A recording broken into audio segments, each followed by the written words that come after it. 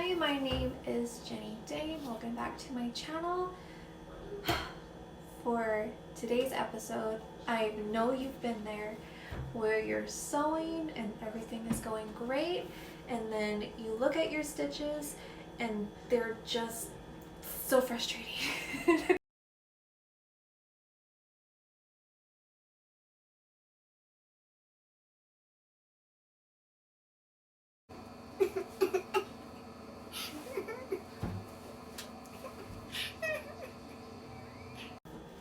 Yes, just like that.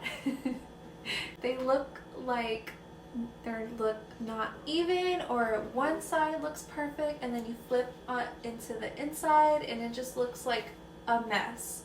And yes, so this was my frustration for a embarrassing amount of time, where I don't want to say where I've just dealt with it. I was thinking that I needed a different machine.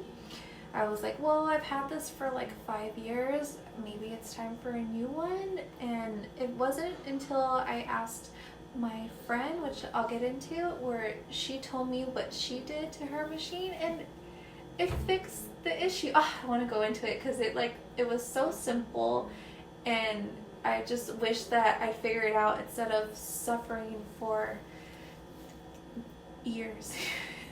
So what I have planned is to go through all of the steps. We're going to make a checklist of what to check to see what the problem is to fix the stitching problem. You want to stress cleaning your machine often. I've started doing it after every project, and it's really helped with any problems that I've had where the stitching got tangled up. So that's a really big one. I would also recommend having a core group of sewing enthusiasts in your life, whether it be your grandmother, your mother. For me, it's people that I've met on Instagram. I have a core group of vintage sewing enthusiasts that do the same stuff that I do, that love to create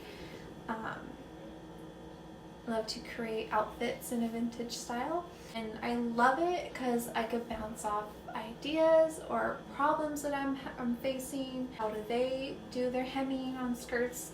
Anything like that. I love having that group of girls that are just keep me motivated and inspired, and I love it. I would definitely recommend following a bunch of people that are doing the same thing that you're doing. And if you would like, let me know in the comments. I could make another video of all the people that inspire me in vintage sewing.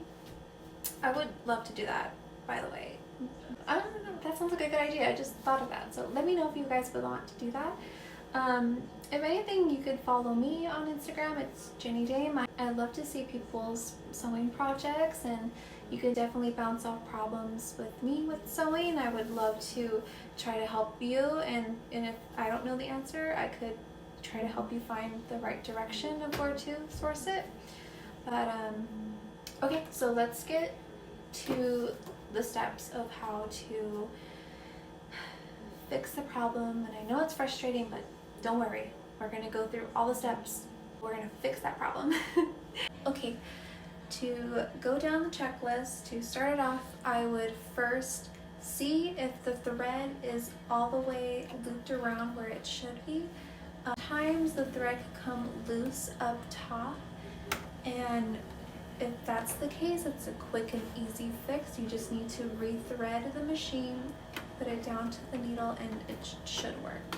Still an issue, I would then take out the threading on the bobbin too, and then clean the machine.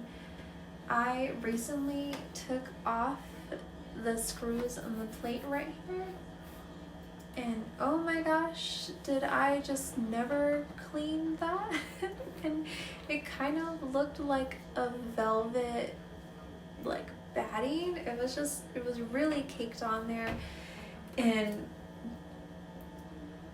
so I had to clean it. I even used a vacuum because there was so much. So I definitely give everything a good clean, rethread it all, do a bunch of testers to see if it fits. If not, I would try changing your needle. If you just bought your machine, it should come with extras, and if not, there you can find them at Joann's and Walmart, because Walmart is 24 hours, and if you need it by tomorrow, it's like a good quick trip to go over there and have your emergency sewing supplies. So then this is the big ticket item. That's the number one thing that helped me is my friend Angie. She had just started sewing and she got the same sewing machine as me, and I kind of showed her like the very beginning steps of how to set it all up, and boy does she just take off with it. She just surpassed me in the knowledge of how to maneuver this thing.